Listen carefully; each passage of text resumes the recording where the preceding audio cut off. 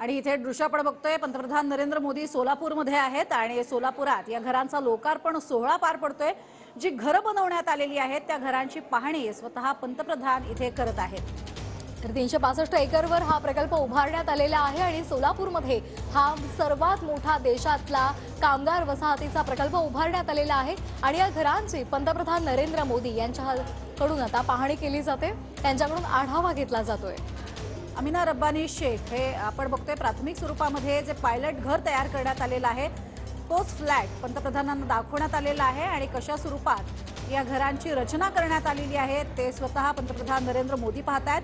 अशा स्वरूपाचं घर लहानपणी आपल्यालाही राहायला मिळावं ही माझी इच्छा होती असं म्हणत पंतप्रधान भावूकही झाले होते। तर मोदींच्या हस्ते आज विविध विकास कामांचं लोकार्पण करण्यात आलेलं आहे आणि त्याचबरोबर 15,000 लाभार्थ्यांना चाव्यांचं वाटप सुद्धा करण्यात आलेलं आहे। आणि आता आपण ही दृश्य पाहतोय, थेट सोलापुरातली ही दृश्य आहेत। पंतप्रधान नरेंद्र मोदी यांच्याकडून या फ्लॅटचं पाहणं सुरू आहे आणि या फ्लॅटची पाहणी करत असताना पंतप्रधान नरेंद्र मोदी इथल्या सगळ्या व्यवस्था पाहून हे अतिशय खुश झालेलेही पाहायला मिळतात। अशाच घरात मला राहायला मिळावं अशी माझी लहानपणी इच्छा होती असे त्यांनी म्हटले। मोठी स्वप्न पहा असे त्यांनी कामगारांना म्हटले। अधिक माहिती घेणार आहोत, योगेश बोरसे आमचे प्रतिनिधी आपल्या सोबत आहेत। योगेश, पाहणी करतायत पंतप्रधान या घरांची।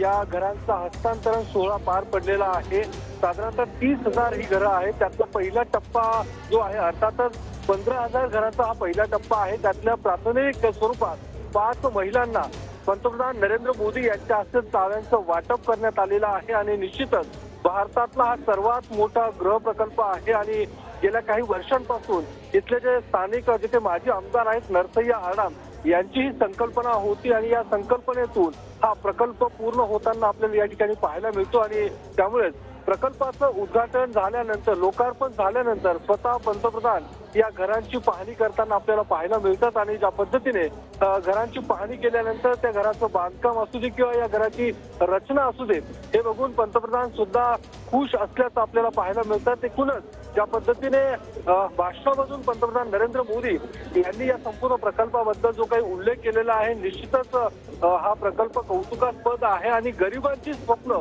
कामगारांची स्वप्न आज पूर्ण होत आहेत। त्यामुळे पंतप्रधान भाषणामध्ये काही वेळ भावुक सुद्धा झाल्याचं आपल्याला पाहायला मिळालं होतं आणि याच प्रकल्पाच्या निमित्ताने पंतप्रधान नक्कीच योगेश, आणि प्रत्येक अपडेट तुमच्याकडनं घेत राहू। सुरता धन्यवाद या संपूर्ण माहितीसाठी।